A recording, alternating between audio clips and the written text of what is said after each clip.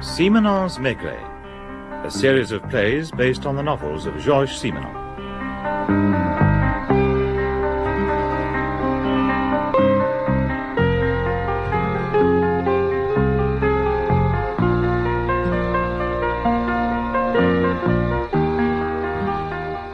No, Georges, I haven't told you about the Josset case. Why not, Jules? Well, there are several cases I haven't told you about for, personal reasons. For the part I played in them. And one of them was the Josset case. Here's the file on it. Which suggests to me that you're going to tell me about it now. That's right. But why now? It happened over 4 years ago, didn't it? Because it disturbed me then, and it continues to disturb me. And secondly, because of something that happened in my office a couple of days ago. Made me wonder more than ever about the outcome of the trial.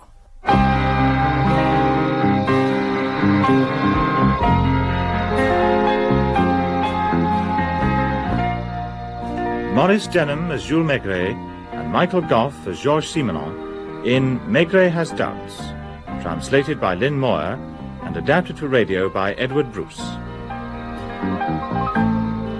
Josset presented himself at the Auteuil police station at 2:30 in the morning. As you say, about 4 years ago.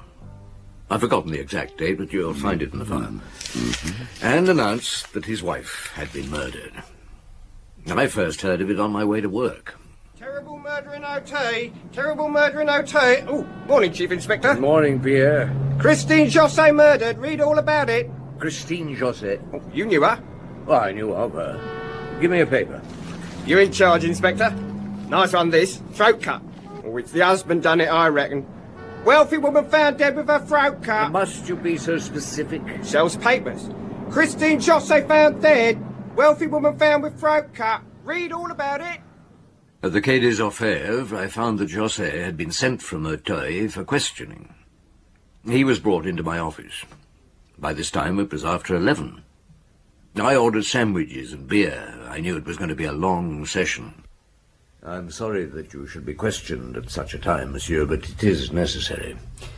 Now, Inspector Janvier here would take down all you say.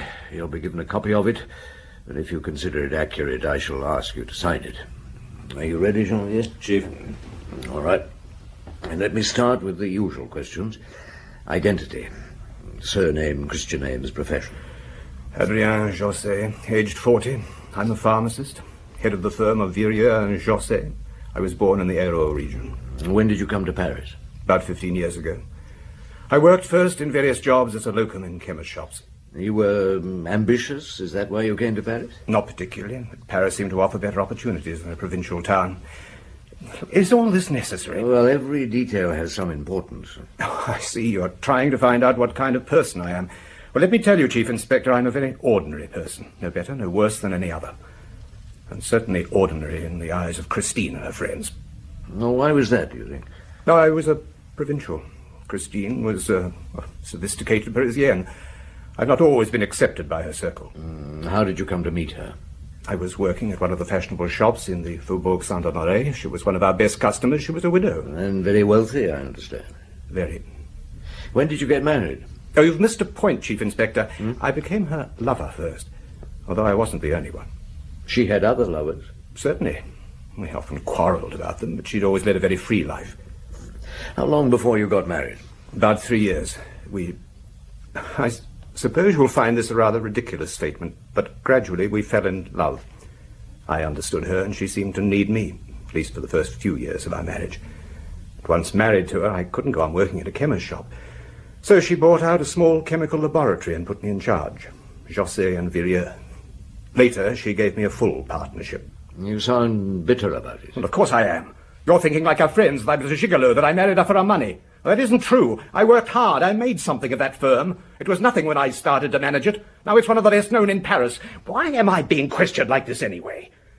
I went to the police. I told them what I'd found. Now, please, monsieur, calm yourself. Sit down. Now, would you like a sandwich? Beer? I need a brandy. Perhaps I could oblige.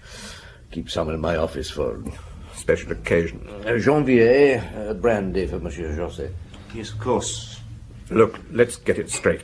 Strange as it may seem, I loved my wife, even though I knew she was a tramp. And she stopped taking lovers for the first few years of our marriage. We lived happily together for nearly 10 years, no matter what her faults, or mine. And for the last 5 years? Well, no, we fell into a moderately comfortable acceptance of each other's behavior. She took more lovers, her protégés, as she called them. We even discussed them. I slept with her occasionally. Not often, and... You took a mistress? Your brandy, monsieur. Oh, thank you. Well, yes. Is that surprising? Asante.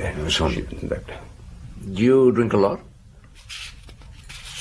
Oh, yes, it appears you drank a lot last night. Not as much as Christine. She'd become an alcoholic. Her loyal friends wouldn't admit that, although Christine was careful, so perhaps they didn't know. During the last few years, she's often slept into the afternoons, but when she woke up, she couldn't function without spirits, and sometimes drugs.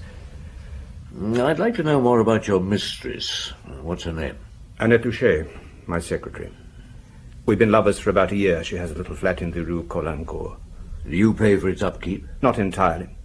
Let's say I subsidize it. And how often do you go there? Once or twice a week. She prepares a meal. Well, it's more intimate. We rarely eat out.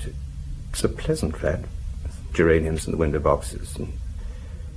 As a matter of fact, I was there yesterday evening. We'll come to what you did yesterday in a moment. Now, is Mademoiselle Duché a Paris girl? No, she comes from Fontenay-le-Comte. Her father is head clerk to the sous-prefecture there. Although he wasn't doing his job yesterday. He came to the Rue Colincourt while I was there. No? Why? Because he just found out about my affair with his daughter. Annette was only 20s, I suppose. Well, anyway, he was very upset and surprisingly quite drunk. Annette tells me he rarely drinks. Had you ever met him before? No. There was quite a scene in the flat. He wanted to know what I was going to do about it. I tried to placate him. Well, it was difficult. He was so drunk, almost incoherent. Then he asked if my wife knew about it, and when I said yes, he asked me if I was going to divorce her. I must admit I said yes without really thinking. You mean you didn't really want a divorce? It's difficult to answer that question. If I was less tired, I could explain more clearly. But I want you to know I'm trying to help you in every way I can.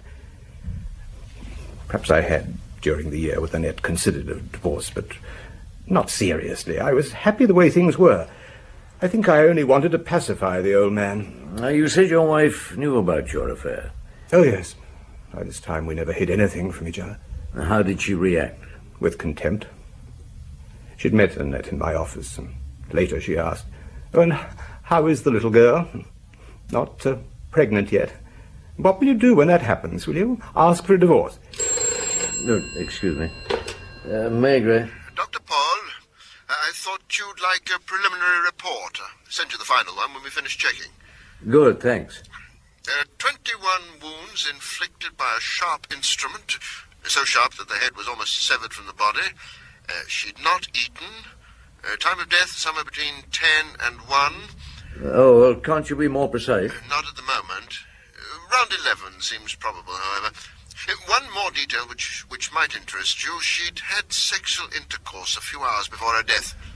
Thank you, Doctor. You've been very helpful. I'll be in touch. I'm sorry about that interruption. Now, where were we?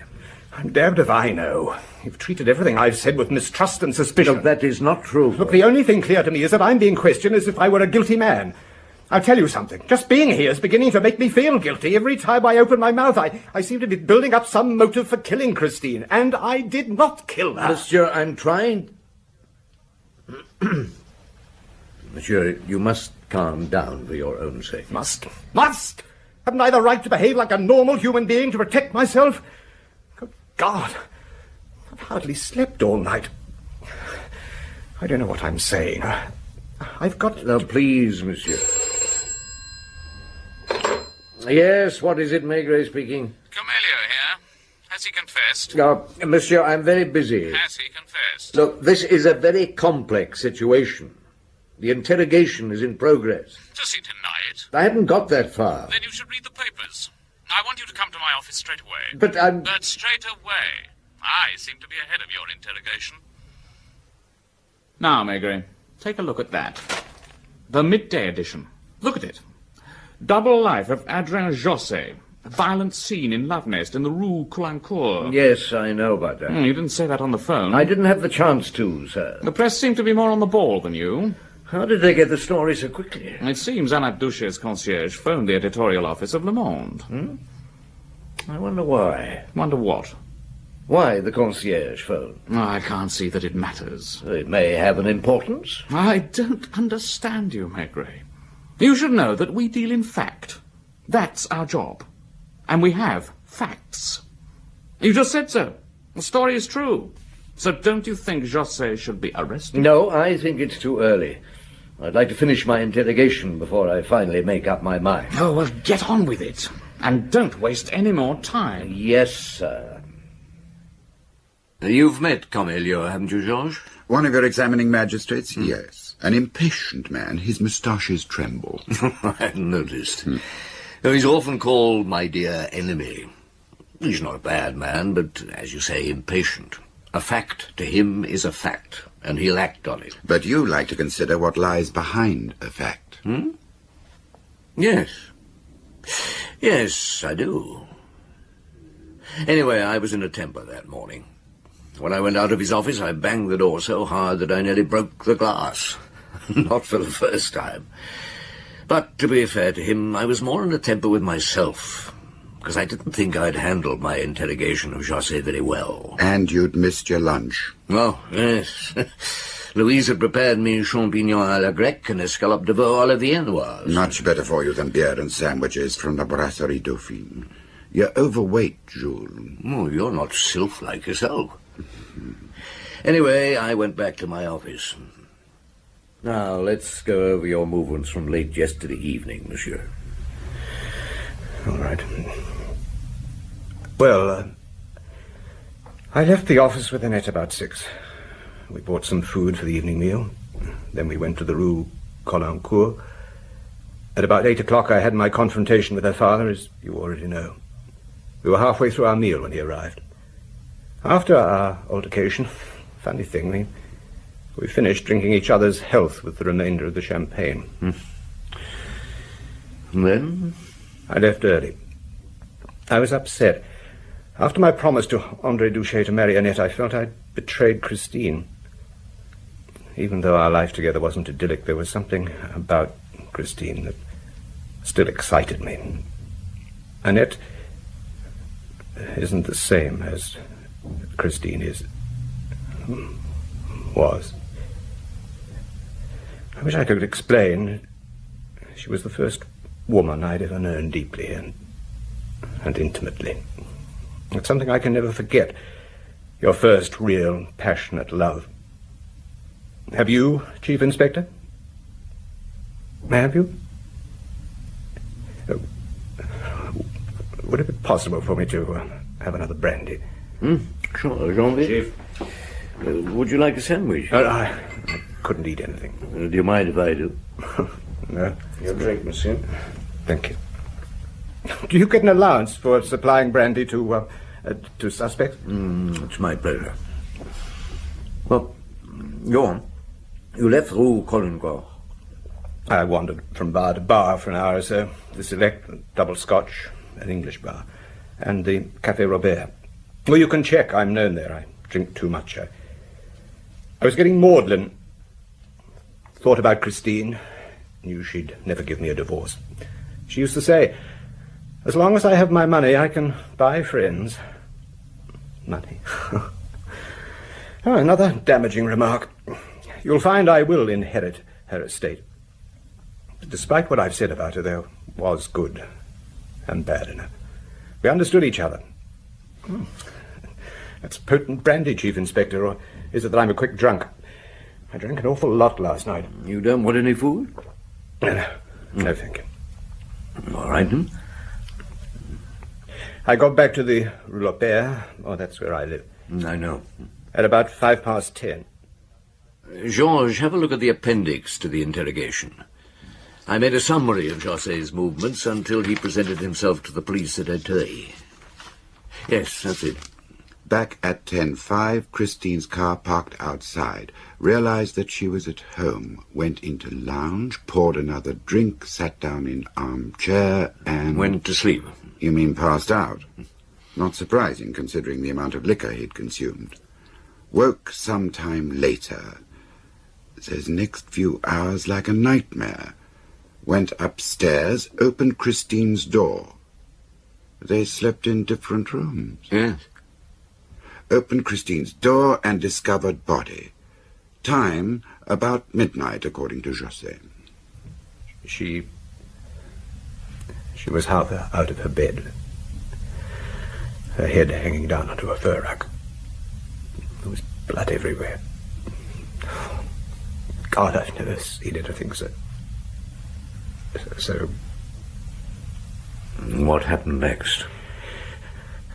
I went into the bathroom and vomited. Your men should find traces of it. As to why I vomited, I suppose you'll draw your own conclusions. Does a murderer vomit after he's committed a crime like this? I don't know. And then? I washed my face and shaved. Shaved? I'd begun to panic, and my first reaction was to go away, to catch a plane from Orly Airport. I travel a lot. I'm quite well known there. I thought I should make myself presentable. I've always dressed well. Even in my early days in Paris, I spent more on clothes than on food. For a provincial, I had a certain style. I suppose that was one of the reasons why Christine first took me up. I was a presentable escort, almost good enough for her society friends. Didn't you think of phoning the police? Yes. I even went to the phone. But I didn't ring. Why not? I'm not sure.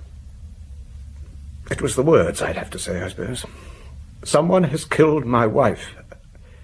I wasn't thinking clearly. I was still half drunk. And afraid? Well, of course, I told you I was most dreadfully murdered. Yes, I see you do understand. You've grown quite pale, Chief Inspector. May we go on? You decided to catch a plane at Orly? Yes. But there was a complication. I didn't have much money on me. But there was about 30,000 francs in the safe in my office. Then I thought of my wife's jewels, the ones she kept into the house. They were worth quite a lot. They were in her bedroom. And you didn't want to go back in there? Well, of course I didn't. And did you go? Yes. I'd left the light on in there when I went to the bathroom. But I switched it off first, then I almost ran to a dressing table, snatched up the jewels that were lying on it, and then I went downstairs, let myself out of the house. Did you take a taxi? Yes, I caught one round the corner. I thought it would be unwise to use my own car. But I went to my office and let myself in. What time was this? Well, I'd no idea then. Thinking back, it must have been about midnight. And then? I took the money from the safe, then I sat down. I was numb, still in a state of shock. I had little time to think. That's when I began to realize that going to Orly Airport would be a futile thing to do. So I put the money back into the safe. Did you go back to your house then? No. By this time I needed a drink. There was a bar open near my office. They may remember me coming in. I had a large whiskey. Then I went back home. An important little detail we'll check. Oh, I'm bloody sure you will. And when you got back, did you return the jewels to your wife's dressing table? Yes, yes. Your men will find my fingerprints all over them. And you still didn't call the police? What did you do then? I went out again, wandered about the streets. Where? I don't remember. Oh, yes. Yes, I do remember finding myself on the Pont Mirabeau. But I don't remember how I got there. And finally you walked to the Auteuil police station, arriving there at 2:30. Oh, or was that the time? I don't know. Maigret. Cornelieu. Has he confessed? No, he still denies it. I'd like to see you in my office. Look, there are other things I could be doing. Chief Inspector, I would like you to come to my office at once, please. Well, as quickly as I can, sir. Well, that's all for now, Monsieur Josset. Sorry it's taken so long. Inspector Janvier will bring you a typed statement. Read it, and if you think it accurate, I'd be pleased if you'd sign it. And if there's anything you want, just ask the inspector for it. On the way to Camelio, I wandered into the inspector's office. Lapointe had just got back from Josset's house, where he'd been questioning the maid, and Madame Siran, the housekeeper. He was typing out his report. All right. How did you get on, Lapointe? Well, has he told you about the dagger? What dagger? Ah, you don't know. Well, this should interest you. When I was questioning Madame Siran in Josset's study, I saw that she was looking for something, although she tried to hide it from me. I asked her what she was looking for. She said nothing at first, but she finally admitted that she was wondering what had happened to the dagger. What kind of dagger? German. One of those commando knives that people sometimes keep as a souvenir. Well, she said it was usually on Josset's desk. He used it as a letter opener. But it wasn't there. No. I searched the house from top to bottom. There was no sign of it. I thought it could be the murder weapon. A dagger of that type could be pretty lethal, couldn't it, sir? If it was an old commando knife, I think you're safe in making that assumption, my boy. Is there anything wrong, Chief? Look, I've had to forego an excellent lunch, and our respected examining magistrate is driving me up the wall. Otherwise, I'm my normal, calm self. So get that smirk off your face. I prefer your look of ingenuous innocence. Yes, sir. And let me have your report as soon as you've typed it out. Why are you so reluctant to come to a conclusion? Am I? It's simply that I'd prefer to be sure. I will admit that Josset seems over-anxious to justify his statements, to be precise and truthful, but... But what? What? There's still a lot to check. Oh, for God's sake, Maigret, look at the facts. Josset promised that he would divorce his wife. That means he would have to give up his wealth and position, lose his share in his firm. And this love nest... Cheap newspaper headline. Aren't you prejudging the case, condemning the man on moral grounds? Oh, absolute nonsense. We have here an unscrupulous man who took advantage of a vulnerable, wealthy woman, and then took a mistress. It's a classic situation which often leads to tragedy. You've never understood these people, Maigret. This society. I do. 4 or 5 of my friends who know Josset and his wife have been on the phone to me. Are they against him? Oh, they know what he is, an interloper, an intruder. And were they Josset's friends also? I didn't say that. I said that they were my friends, and I respect their opinion. Rather tenuous grounds for a charge of murder, don't you think so? Oh, really, Maigret? Look, I said before I'd like to finish my interrogation before you take any action. All right. I'll wait until your final report before his committal. But you may take it. But my mind is made up. From the look on your face, it looks as if I'm going to be arrested. I think so. It was inevitable. I knew all along I should have gone to the airport. Well, that wouldn't have done you any good. Monsieur, why didn't you tell me about the dagger? What have you done with it? Oh, yes, I should have told you. You threw it into the Seine from the Pont Mirabeau, didn't you? Well, have they found it? Not yet. I've only just heard about it. Tomorrow the divers will go down. Did you kill your wife? No. Then why did you go to the trouble of disposing of the dagger by throwing it into the Seine? Because if it had been found in the house, I don't know. It could have been used to kill Christine. It was in my bedroom when I got home. I don't know how it got there. I suppose I took it there for some reason or other. I don't remember. If the police had found it, I couldn't think what I would say to them. I know it's irrational. Were there any bloodstains on it? No. Well, then why? Well, because if the dagger had been used, the murderer would have cleaned the weapon, wouldn't he? So you see, if I'd killed her, I would have cleaned it. Well, that's what the police would have thought. That's why I threw it into the Seine. Nobody would have believed me. I didn't get away from the Quai des Orfèvres until 6:30 that night. On the way home, I decided to go to the Rue Caulaincourt. to see what kind of woman Annette Doucet was, and to verify Josset's story.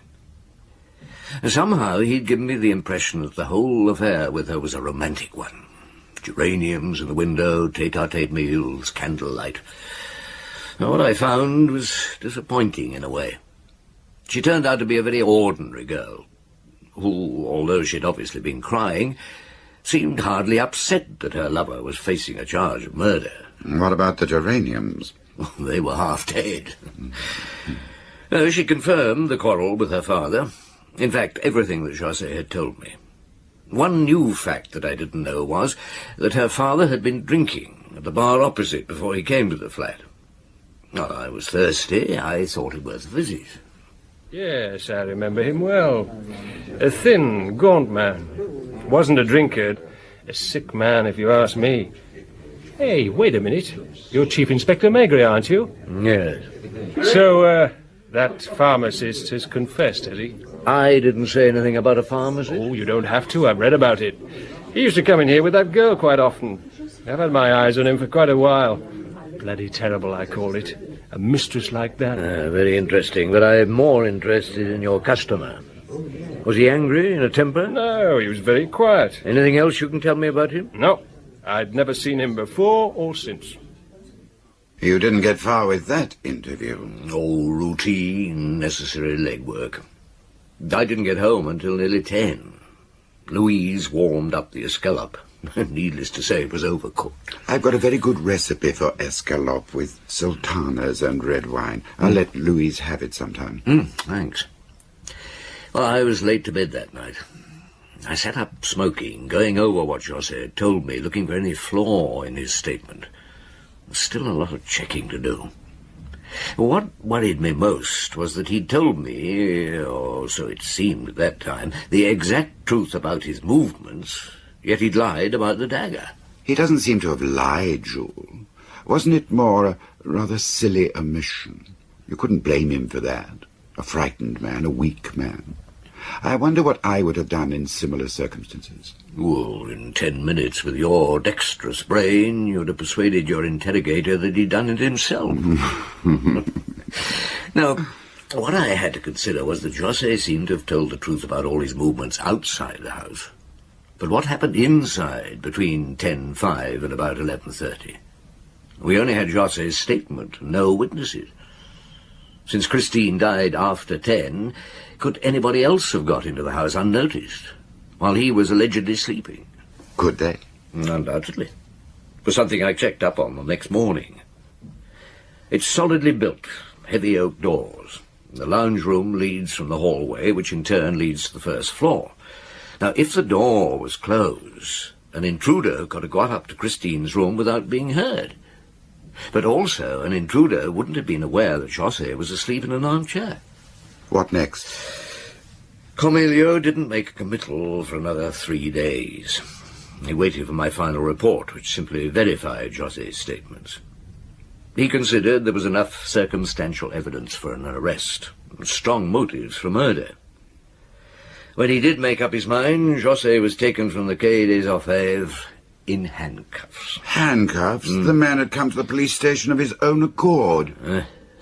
Cornelio loves his publicity. Handcuffed, Josset made a better picture for the press. Now, the following morning, I got a nasty shock. And again, I didn't hear about it until I was on my way to my office. Second victim in Josset case. Second victim in Josset case. Adrien Josset suicide. Loveness Oh, sequel. stop yelling, Pierre. Give me a paper. You mean you don't know about it, Jules? No, you're asking for a clip on the ear. Oh, no, Chief Inspector. I'm losing faith in you. I reckon Josset's for the chop. Don't you, Jules? Go and sell your paper, or I'll run you in for vagrancy. Loveness sequel. Death in Fontenay-le-Comte. Father suicide. I would have liked to go to Fontenay-le-Comte myself, but it wasn't possible. So I sent Janvier instead. Yes. This is his report. Arrived Fontenay-le-Comte at 3:30. Questioned several of the local inhabitants. Adrien Josset doesn't appear to have been a popular man, very reserved, but respected. Interviewed the local correspondent who sent in the report. said Doucet most upset when he heard of the murder of Christine Josset. Even more upset when Love Nest's story broke. Committed suicide on evening of Josset's arrest. No evidence of foul play. Discovered in armchair, his own pistol fallen to the floor nearby. On his knee there was an open photograph album. Opened at a page showing wife in wedding dress. He was a widower, by the way. And early pictures of Annette Doucet. Suicide attributed to shock and sense of disgrace on finding his daughter involved in sensational murder. But I'm not so sure that was the sole reason for suicide. We'll stay on for a couple of days and nose about. The press had a field day after the report of Doucet's suicide. Dignified, lonely old widower shamed by daughter. But worse still, another victim in the Josset case. For Josset, that meant almost certain conviction. In the minds of the public, it was as if he had killed André Doucet with his own hands. Cornelio was delighted with this new development. I don't understand. Why was Cornelio so determined that Josset was guilty? I can see that there was a lot against him. The girl, his odd relationship with his wife, money, class. Was he guilty, Jules? No. Wait until I finish. You're my private jury. While I presented the evidence, you can decide for yourself. Now, you'll find another report from Janvier in the file. No, the next page. That's it. André Doucet had incurable cancer. Yes. You see what that means.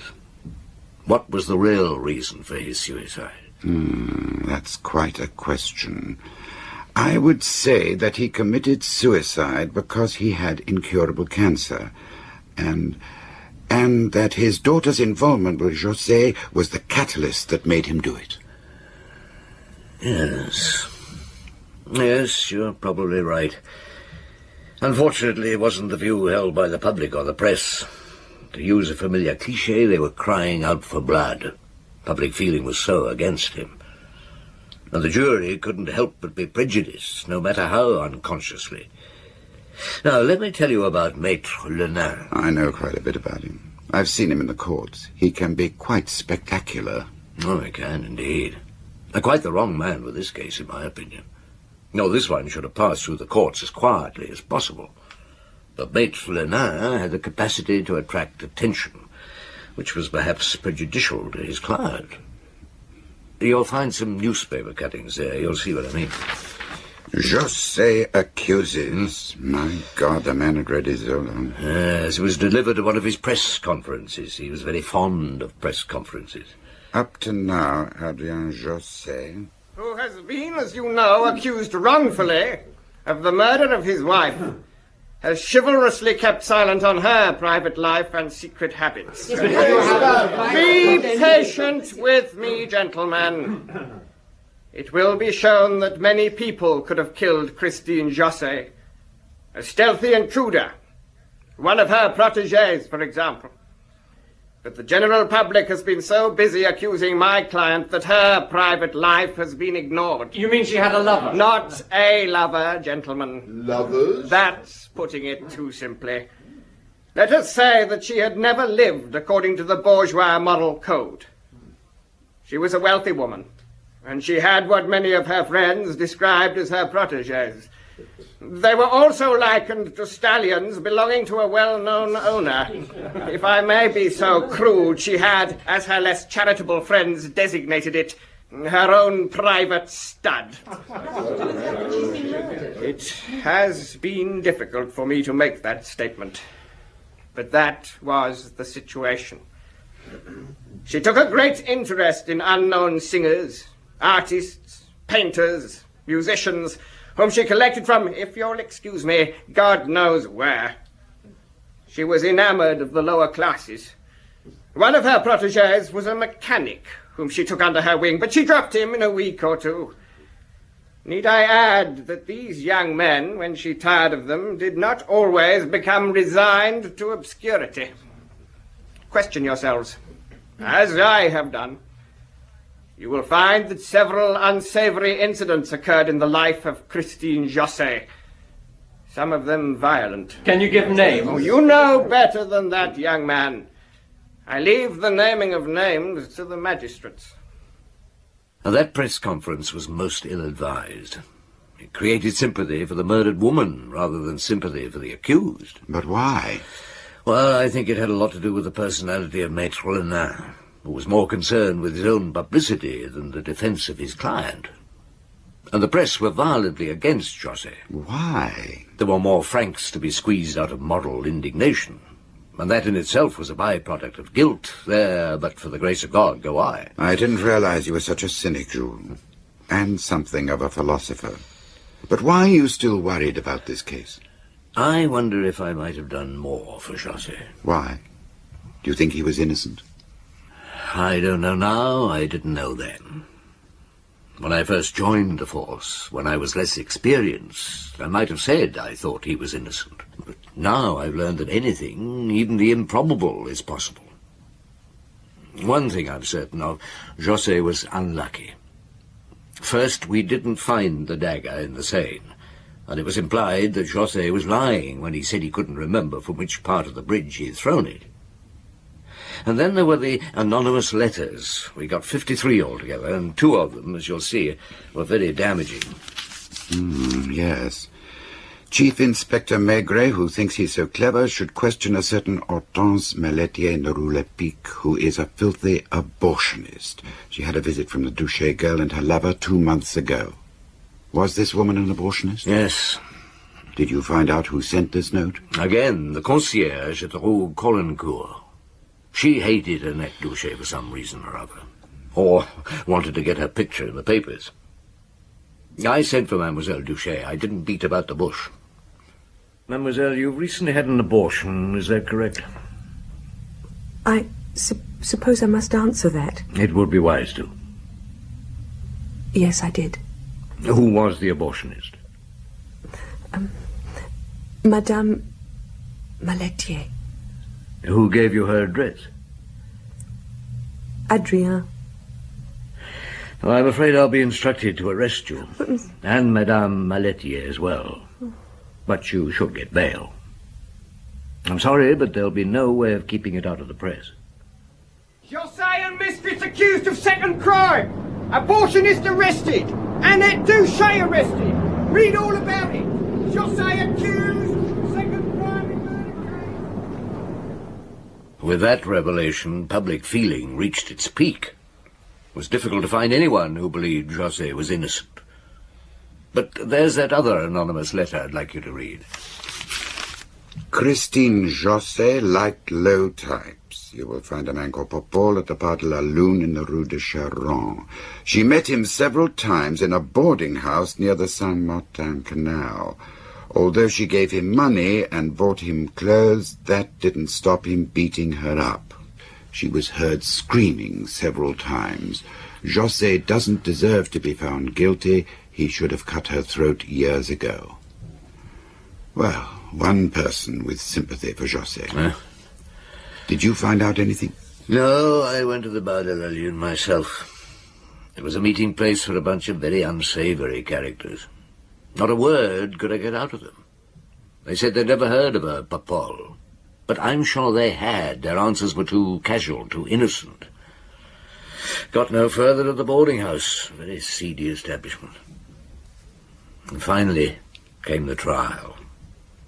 You'll remember the outcome. Josset found guilty of killing his wife with premeditation, and there were no extenuating circumstances. He looked dreadful in the court. Must have lost 3 stone while waiting trial. He appealed. His appeal was turned down. And so, of course...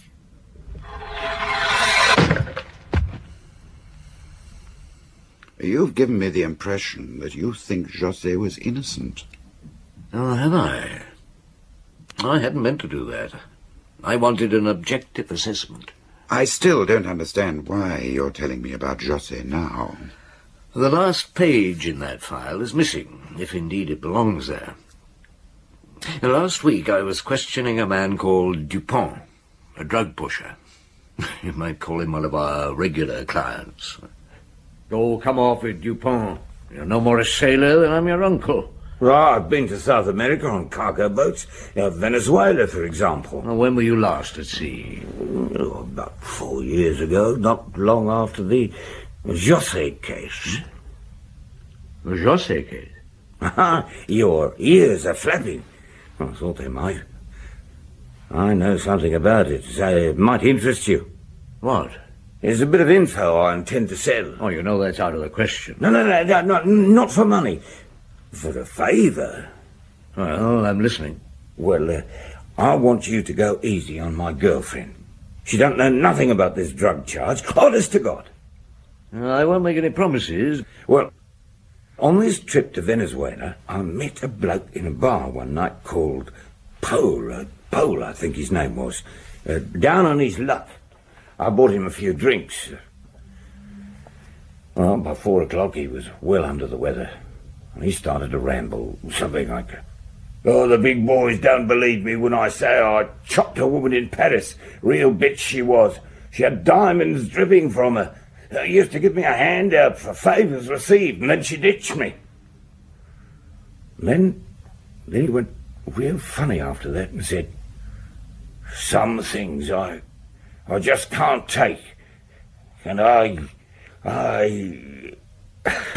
oh, if the boys only knew. You ever heard of the Josset case?" Then he gave a bit of a smirk and passed out. That's best as I can remember it. What did you say his name was?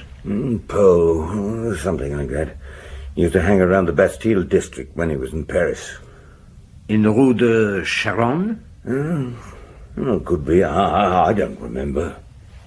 And could the man's name have been Papol? Don't remember that either. I'd had a skinful by then, too. Does it interest you? In a way, it does. I got in touch with the Venezuelan police, but they weren't helpful. Well, that's all, Georges. Is there any such person as Papol? I don't know. And if there was, or is, was he angry enough, humiliated enough to murder Christine Josset? You get a lot of false confessions, don't you? Yes, for all kinds of reasons. Mostly cranks. Do you believe this Dupont? I don't know. I can't stop thinking about Josset. I suppose I told you about him because I want your assurance that we didn't execute an innocent man. Did we, Georges?